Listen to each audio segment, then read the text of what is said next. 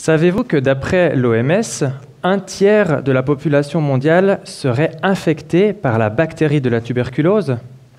Heureusement, seulement une faible fraction des personnes infectées va réellement développer la maladie. Mais dans ce cas-là, les bactéries vont coloniser vos poumons et elles vont commencer petit à petit de grignoter les tissus, ce qui peut laisser de sérieux dommages. Il est donc absolument nécessaire d'obtenir un traitement le plus rapidement possible. Le gros problème avec les bactéries de la tuberculose, c'est qu'elles ont développé des mécanismes plutôt intelligents pour devenir résistants aux antibiotiques et puis survivre au traitement. Il est donc souvent très difficile de guérir réellement de la tuberculose.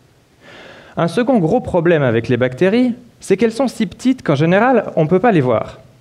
Et en fait, un des buts de ma thèse, ce serait de mettre au point une technique qui permettrait de visualiser et de détecter les bactéries dans le contexte de la tuberculose. On a entendu avant, avec Stéphanie, qu'il existe des bactéries capables de produire de la lumière, et on les appelle bioluminescentes. Par contre, pour moi, pas de bol, parce que mes bactéries, en plus d'être hyper pathogènes et puis très contagieuses, elles font même pas de lumière. Alors, ce que j'ai fait, c'est que j'ai plutôt emprunté un gène de bioluminescence sous forme d'ADN que j'ai artificiellement inséré dans mes bactéries de la tuberculose pour les rendre bioluminescentes également. C'est bien joli ça, mais à quoi ça sert? Eh bien, figurez-vous que mes bactéries, elles sont capables de produire de la lumière également à l'intérieur des poumons d'un organisme infecté, comme une souris de laboratoire par exemple. Et puis la lumière produite par mes bactéries, elle peut traverser la peau et être détectée à l'aide d'une caméra ultrasensible. Donc finalement, l'intensité de la lumière qui est détectée, elle sera proportionnelle au nombre de bactéries qu'on retrouvera dans les poumons de la souris.